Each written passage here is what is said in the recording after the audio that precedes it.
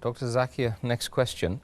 Doesn't there seem to be a contradiction in the Quran when it mentions in several verses that everything happens by the will of Allah?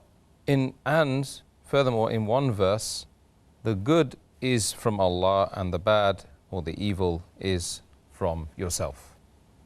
There are many verses in the Quran which mention that everything happens with the will of Allah subhanahu wa ta'ala, as we discussed in the earlier answer.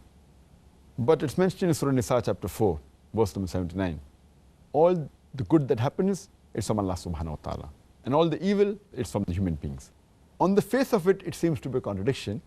But if you realize the real meaning, there's no contradiction at all. For example, the electricity comes from the head power station. It's coming. The power is from the head station.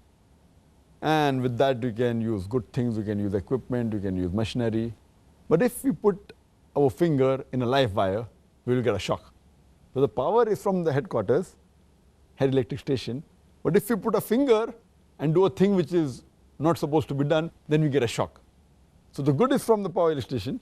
But if the power is cut from the headquarters, I will not get a shock.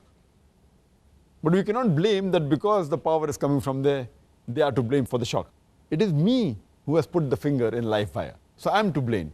But the power is coming from the head electric station. Let me give you another simpler example. That the father is head of the family. He earns and he spends on the family. So he is responsible for everything that is spent. But at the same time, he gives pocket money to his son. Now with the pocket money what the son receives, he gambles, he has alcohol. So who's to blame? The person to blame for doing this sin of gambling and having intoxication is the son. But the money is coming from the father.